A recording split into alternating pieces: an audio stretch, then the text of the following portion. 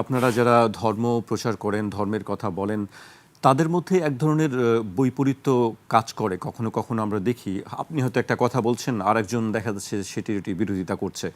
আমি নাম বলবো না। সম্প্রতি আপনি একটি বিষয় বলেছেন যে আমাদের মহানবী সাল্লাল্লাহু আলাইহি ওয়াসাল্লাম সঙ্গে বলেছেন তিনি সংবাদ বাহক, সাংবাদিক, এই কথা বলেছেন।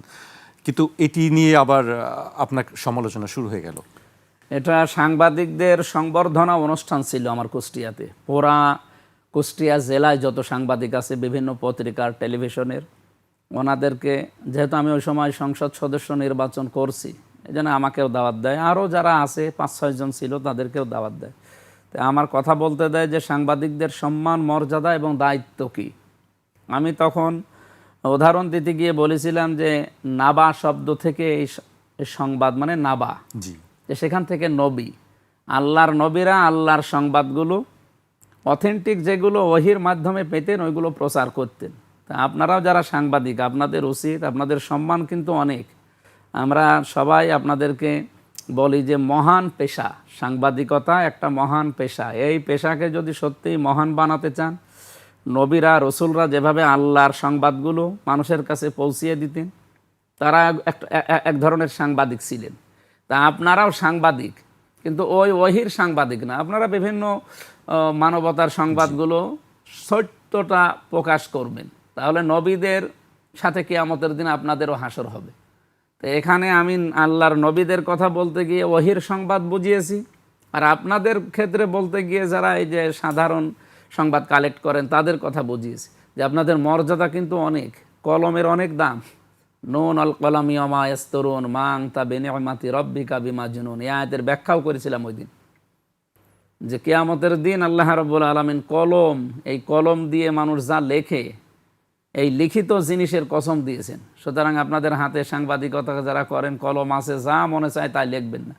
সত্য বিষয়গুলো যদি তুলে আনতে না পারেন, আপনার সাংবাদিকতা করার দরকার নেই। এটা পেশাটা অনেক দামি পেশা। আমি কয়েকজন সাংবাদিকের নামও বলেছিলাম ওই দিন, যে সাংবাদিকতা করতে হলে সাংবাদিক মাহমুদুর রহমানের মতো হবেন, এরপরে সাংবাদিক কনক সরোয়ারের মতো হবেন, সাংবাদিক ইলিয়াসের মতো হবেন। এইরকম নাম বলেছিলাম যে সাংবাদিকতা এরকম নির্ভীকভাবে করেন, আপনার মর্যাদা দুনিয়া আখেরাতে বাড়বে। জি, সেই কথার পরিপ্রেক্ষিতে থেকে আপনাকে বলা হয়েছিল যে এটি ওই যে কাটছাঁট করেছে, যেটা ওহির সংবাদ আর আপনাদের সাধারণ ওহির সংবাদটা বাদ দিয়েছে, দিয়ে আপনাদেরকে নবীর সাথে মিলিয়ে দিয়েছে। আমি কি পাগল হয়ে গেছি বা আমার কি সেন্স নেই যে আমি নবীদের সাথে আপনাদের মিলিয়ে দেবো? তাহেরি সাহেবের বক্তব্য নিশ্চয়ই আপনি শুনেছেন, আপনাকে নিজে ওনার তো কোনো কমন সেন্স নেই বা মাথার তারও ঠিক আছে কিনা। মানে কি করে, এই যে কয়েকদিন আগে যে বিষয়টা নিয়ে উনি ওয়াজ মাহফিলে ফতোয়া দিয়ে দিল যে আমির হামজার ফাঁসি দেওয়া লাগবে ওনার। তো আমি কি বলেছিলাম ওই দিন, আর উনি কি করলো, ওই যে বললাম যে ওনাদের নাম আমি আর বলতে চাই না, সংসদ সদস্য নারীরা যারা আছে আমার বোনেরা, ওনাদের যেহেতু বাড়ি ওই এলাকায়, ওনাদের পক্ষে নিয়ে, অথচ ওনাদের খারাপ কোনো কথাই আমি বলি নাই, বা মেয়েদেরকে নিয়ে কোনো খারাপ মন্তব্য করা তো দূরের কথা। আমার মা নেই, আমার স্ত্রী নেই, আমার বোন নেই, আমার নিজের মেয়ে আছে 3টা। আমি তাদেরকে খারাপ চোখে দেখবো বা নিম্নে নামিয়ে দেবো কোন কারণে? তাদের সম্মান আরও সব জায়গায় বাড়িয়ে দেয়। আমার মাহফিলগুলোতে প্রায় 20 মিনিট 25 মিনিট শুধু আলোচনায় থাকে মেয়েদের সম্মান, মর্যাদা এবং দায়িত্ব নিয়ে।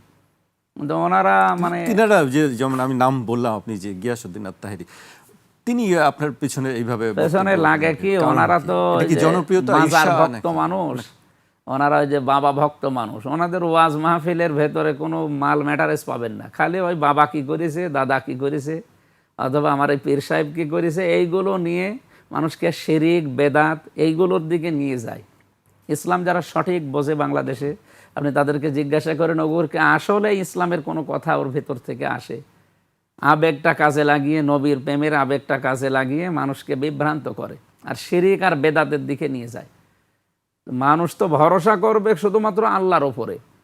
এমনকি রসুলুল্লাহ আমার কোনো উপকার করতে পারে না, শুধু উপকার করতে পারে, ক্ষতি করতে পারে, এটা আল্লাহ তাআলা, এটা কোরআনের কয়েক জায়গায় আল্লাহ দিয়েছেন।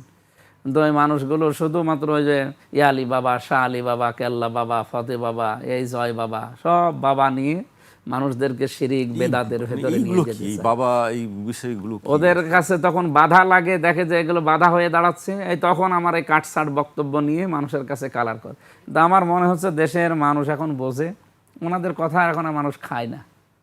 মানুষ বুঝে ফেলেছে তো ওদের ধর্ম ব্যবসায় হাঁটা পড়ছে, কারণ ও একটু পুরাটাই যারা ভণ্ডামি করে এর মানুষ এখন শিক্ষিত মানুষরা বুঝে ফেলেছে।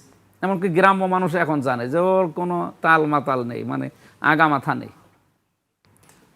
তাছাড়া ওরা কোন কারণে এই যে আমার পেছনে লাগবে, কই কোনো যারা মানে যে সমস্ত আলেমদেরকে এই দেশের মানুষ মানে আলেম মনে করে, সৈয়দ কামাল উদ্দিন জাফরি হাফিজাহুল্লাহ, এরপরে এই যে শায়েখ আহমদুল্লাহ, মৌলানা মিজানুর রহমান আজহারি, এই মানুষগুলোকে কোনোদিন আমার বিপক্ষে কথা বলতে শুনেছেন?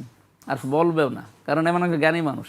বলে কারা? ওই তাহেরি ভাইয়ের মতো আরও যারা আছে সব বাবা নিয়ে মানুষদেরকে বিভ্রান্ত করে, ওই মানুষগুলো এগুলো বেশি করে। ওগুলো আমরা পাত্তা দিই না বা কিছু মনেও করি না। যার যে কাজ সে করে যাক, তার জবাব তার আল্লাহর কাছে দেওয়া লাগবে।